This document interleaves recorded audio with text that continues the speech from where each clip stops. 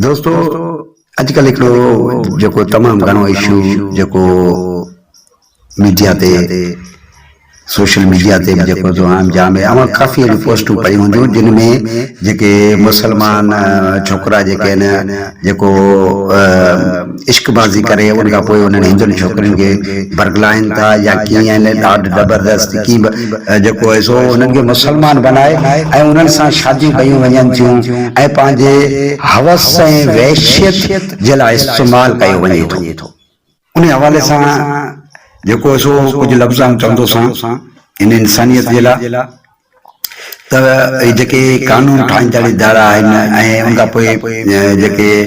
असांजी कोर्ट सुगड़ी आहे chief justice साहिब खे या रिक्वेस्ट कंदुसि उन खां पोइ कानून ठाहींदड़ जेके इदारा आहिनि उन्हनि खे इहा रिक्वेस्ट कंदुसि त हिकिड़ो कानून अहिड़ो ठाहियो वञे जंहिंखे इन अकेलेती जेका कम्यूनिटी आहे उनखे तहफ़ुज़ ॾिनो वञे। इंसानियत जे लाइ जेका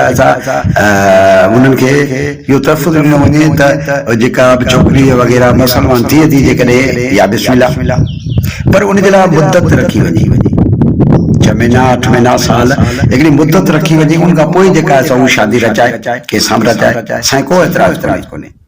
बाक़ी इहो इन ॻाल्हि खे कंडम कंदुसि त अॼु जेका आहे छोकिरी मुसलमान थी आहे ऐं अॼु जेका आहे उन प्यार जो परणो करे छॾियो आहे इनखे इंसानियत पूरी कंडम कंदी ये पंहिंजी वहशत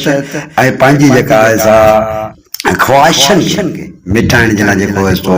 इस्लाम खे जेको आहे इस्तेमालु कयो पियो वञे। इन लफ़्ज़नि खां वीडियो जी कंदुसि जेके बि दोस्त जेको आहिनि उन्हनि खे रिक्वेस्ट आहे फॉलो कनि ऐं इन वीडियो खे वधि खां वधि